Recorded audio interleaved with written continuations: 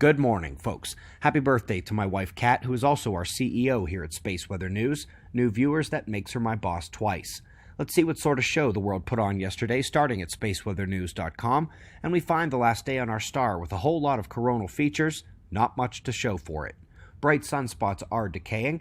Coronal holes have become dominant, but their solar wind intensifications are not too strong at the moment.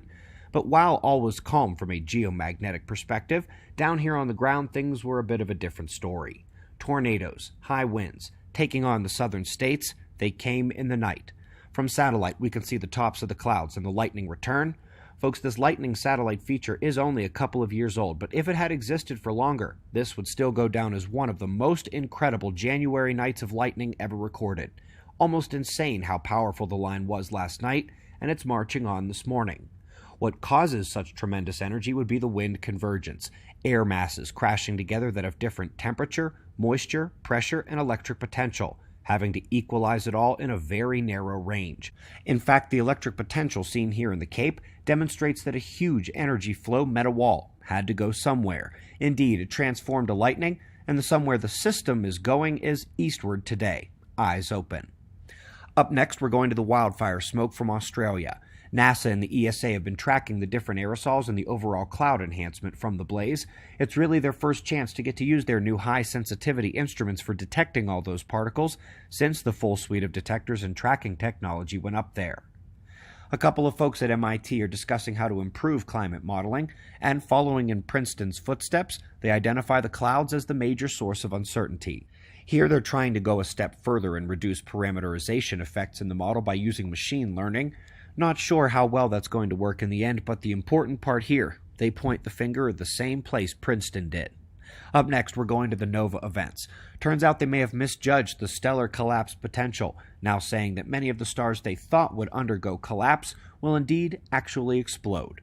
This is not only in line with the plasma cosmology version of astrophysics, but it satisfies Robitaille's no compression of the condensed matter allowed paradigm. It's a nice one there, actually.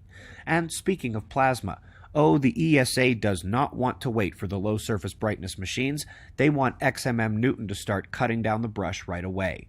Succeeding here in showing the plasma slosh in a galactic cluster, the sparse, diffuse plasma actually has as much mass as the tiny interior galactic dots, and it's co-rotating with them. Here we're getting an excellent hint of what's to come visually from these observations, but we do still see some aspects stuck in the past. Despite the perfect split on proper motion and literally everything else that screams electromagnetically controlled system, heck, they even know it's plasma, they still can't escape the gravity of their own histories, and they blame collisions, mergers, and gravity for the patterns you see. Don't laugh, they're being serious.